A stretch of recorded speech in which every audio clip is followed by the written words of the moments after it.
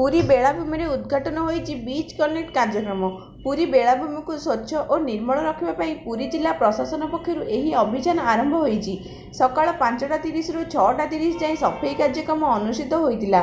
विभिन्न स्वेच्छासेवी संगठन, छात्र छात्री, पर्यटक, समुद्रकूल उठा दोकानी, पुरी सहरवासी यही सफाई कार्यक्रम में सामिल होइतिले।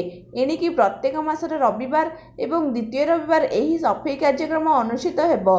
पुरी बेलाभूमि को स्वच्छ रखा नहीं एक सचेतनता वार्ता देवा निमंते यही कार्यक्रम मूल उद्देश्य बोली पुरी जिलापाल कहते।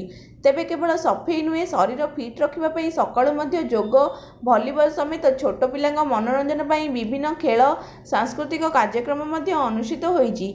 एही बीच कनेक्ट सफाई कार्यक्रम आगामी दिन में बेलाभूमि सफाई निमंते एक सफल कार्यक्रम हेबो बोली जिलापाल आशा प्रकाश करिसेंति। सेपटे पुरी बेलाभूमि सफाई दिगरे प्रशासनर एही नियारा कार्यक्रम को सबु महल में प्रशंसा करा जायछि।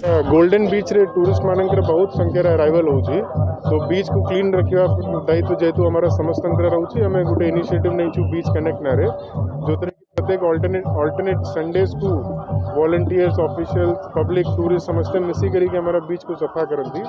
और ता छड़ा हमारा अलग अलग रिक्रिएशनल और एजुकेशनल एक्टिविटीज भी होछि, जमती beach volleyball, yoga, mallakhamb demonstration और एजुकेटिव क्विजेज और गेम्स कंपटीशन यही सब करके हमें चाहूँ गोटे मेसेज जाऊ समस्त भितर कि हमारा बीच हमारा दायित्व अच्छी ताकू सफा रखापी और रेस्पॉन्सिबिली तार भितर बुलापी हमारा समस्त दायित्व। सर काली गोटे अघटन घटीगला निश्चित पकड़ी हाँ डेफिनेटली